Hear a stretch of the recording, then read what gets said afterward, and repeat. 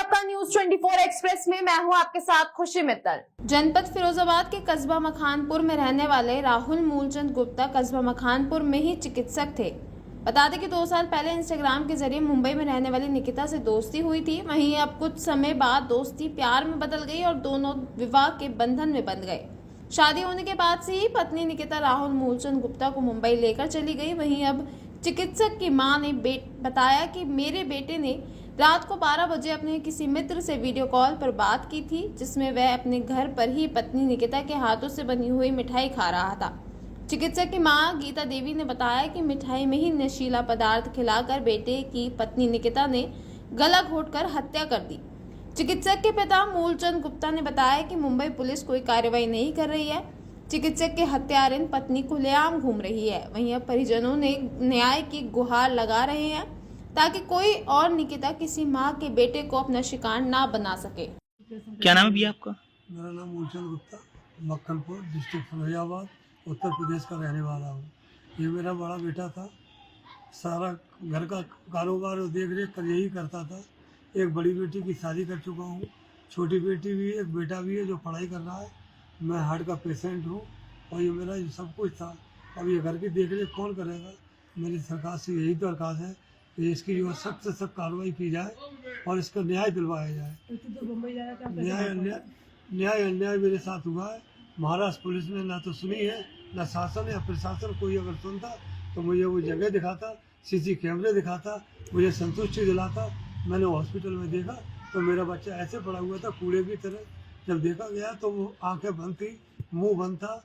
अगर ये सुसाइड करता, फांसी लगाता तो गर्दन खिंच जाती है। उसमें कई एक कारण आते हैं, मगर ये चिकित्सक होने के नाते से काफ़ी लोगों का भला करता था। यहाँ इतनी भीड़ थी इसके चाहने वालों की, तांता लगा हुआ था यहाँ पर। सिर्फ एक दर्शन पाने के लिए बहुत भीड़ थी यहाँ। बस इतना ही कहना चाहता हूँ सरकार से कि इसके।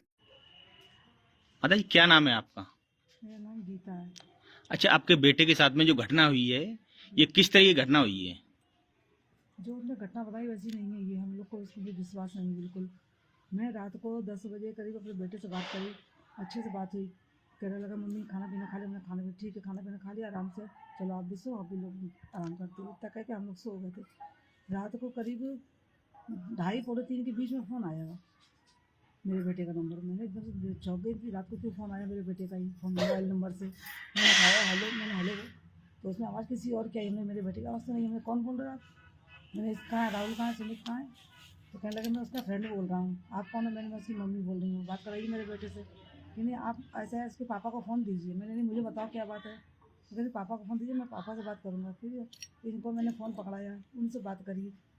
तो उनसे जो भी बात करी मैं सुनती रही। मैं इनसे पूछती रही क्या बात है, क्या ये बताया नहीं। बाद में बताया कि तुम्हारे बेटे ने फांसी लगा ली। इन्होंने तुरंत कहा कि मेरा बेटा ऐसा नहीं कर सकता कभी ना। मुझे हम लोग को बिल्कुल विश्वास नहीं वैसा कर सकता है, क्योंकि हम लोग के आने के लिए वो कह रहा था। तो होली से 4-5 दिन पहले से कह रहा था मम्मी मैं होली के बाद आ रहा हूँ, मैं आ रहा हूँ, और 30 तारीख को तो पक्का मैं आ ही जाऊँगा, कोई रोक नहीं सकता है, ये उसने कहा बिल्कुल पाक। और उसने जब अपने डॉक्यूमेंट वहाँ ले गया तो वहाँ के करवा लिए, तो वो वापस फिर यूपी की करवा रहा था, वो यहीं बैठना चाह रहा था।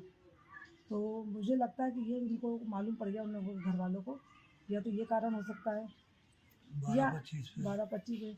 और 12-25 में उसका एक दोस्त है नवादा में रहता, सुशील, उसको उसने वीडियो कॉल करा। खूब दोनों लोग हंस के बातें कर रहे थे और ये मिठाई खा रहा था रसगुल्ले, जबकि मेरा बेटा रसगुल्ले नहीं खाता, तो उसकी मिठाई खा रहा था बैठकर।